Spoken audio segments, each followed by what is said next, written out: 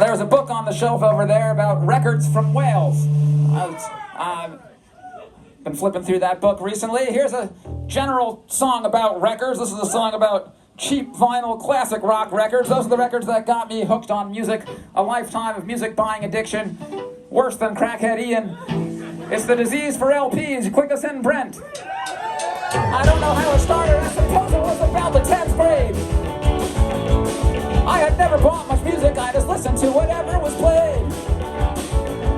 But there was classic rock there on the radio, and it was blowing my mind. It was all the records no one wanted now, so they were easy to find. So I started getting LPs. They only cost a little, and these LPs were all the ones I needed from the 60s, with psychedelic art on all the great sleeves, much cooler and much cheaper than the CDs, and that's the way I caught the disease. I caught the disease for LPs. There wasn't any internet, a lot of times you just took a shot. Pretty soon you figured out which records would be awesome or not. If the year was from the 60s, it was probably good bang for your buck. If the year was from the 80s, it was guaranteed to totally suck. I started learning about the LPs. At that time, education just cost low fees. $3 for the Dylan record, oh yes please. I'm the Cream and Rolling Stones and ROWs. A giant treasure trove was all for pennies, and that's the way I caught the disease. I caught the disease for LPs.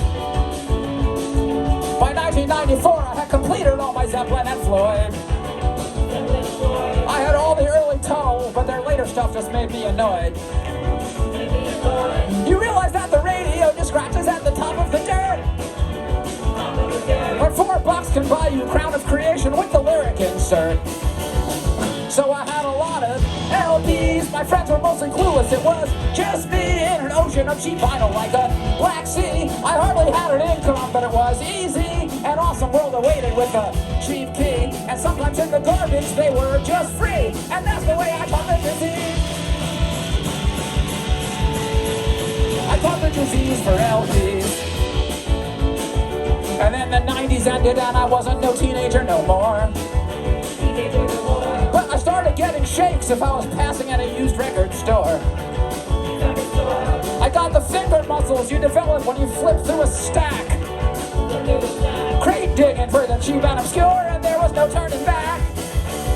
A total junkie for the LPs, and nothing in the world was gonna help me. You see me quit no sooner than see hell freeze, and there was nothing like the thrill of getting lucky. I'd be flying 5 sheets to the breeze. Cause the world was still awash in LPs. And I still had the disease for LPs.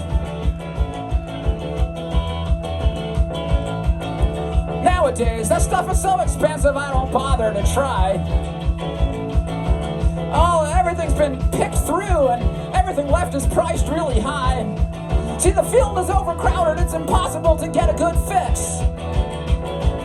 So I walk right past the records and I flip through all the used compact discs. You know, it is mostly CDs. No one wants to keep them, so there's plenty. Folk and punk and private press and rap and indie. Liner notes and empty tracks are just empty. As long as I can still make a good discovery, I've still got that music hunger disease. That disease that I bought from LPs.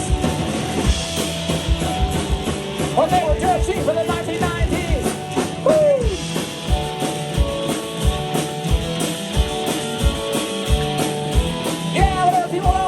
That's the time to get it. Take a chance on something that might blow your mind. And if it's cheap, there's less chance you'll regret it. Don't drown it in my stacks, cause of all the stupid albums I used to try. Nowadays, looking back, I just regret the ones that I didn't buy.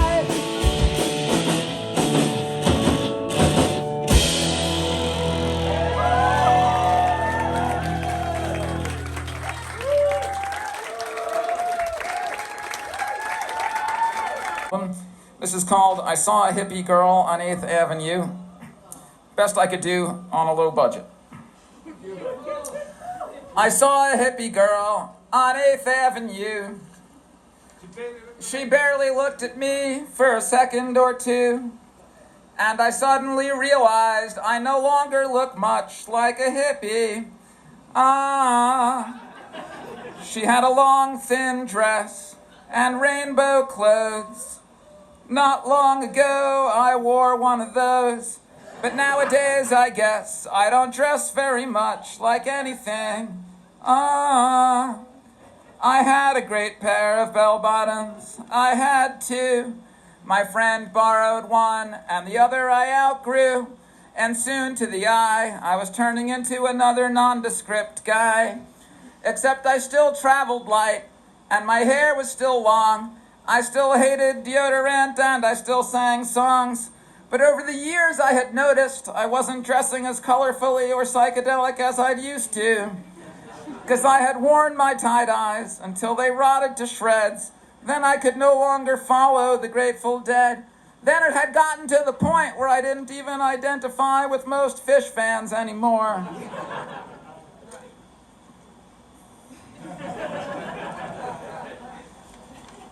And I knew someday I'd probably cut my hair. And I knew the day after that I probably wouldn't even care. So is that what it all comes down to, all along? Everything that you feel will one day feel wrong.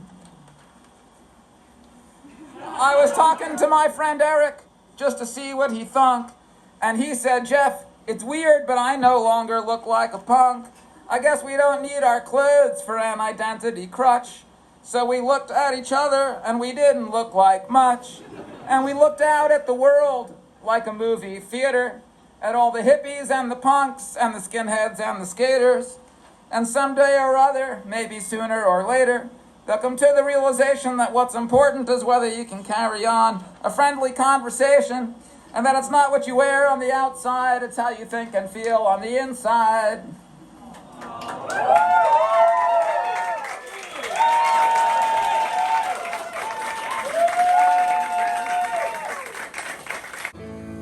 I was in Sweden and I was doing my job, and I really fucked it up. I was with my boss, and I had to explain to him what had happened. The person we were supposed to meet was 1,000 miles away in northern Sweden, and we were in Stockholm. So that was not a good day, but I did get a song out of it, which doesn't really reference that moment, but references a lot of my thoughts at the time, and it's called Sweden, and we're going to play it for you now. And Chris is going to start, I think. Is that okay?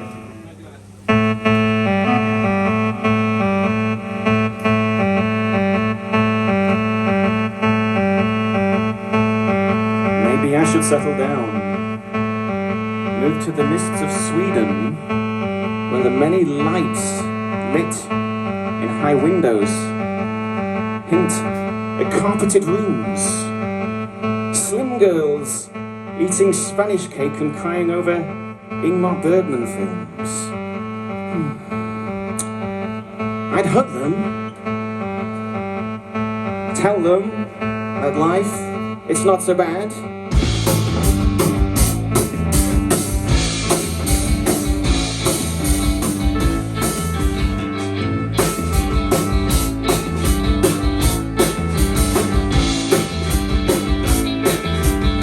If only I could live in an episode of Ideal Homes or Treasure Hunt with Annika Rice, life would be a lot simpler then. That's what I mean, simpler. The elixir of life is omega-3 fish oils. I go into pubs and order pints of it. Still feel fucking awful, though now I'm gonna live until I'm 124. Our mouths are like two magnets, or two North Poles. So I told her I was caliganophobic. No, she would look it up. But what can you do if you can only raise a smile? My troubles with women, well, as Groucho said, I just wouldn't want to belong to any club that would have me as a member.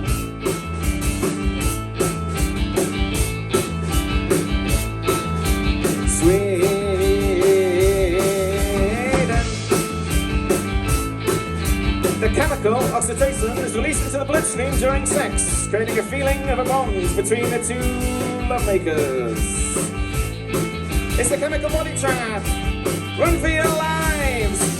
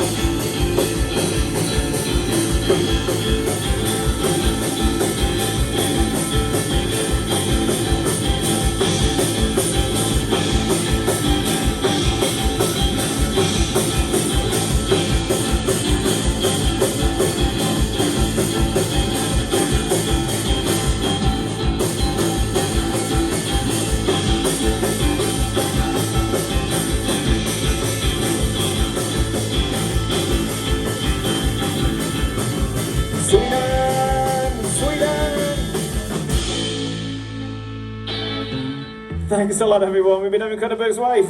Hopefully, we'll be back next year. See you again soon, guys. Bye.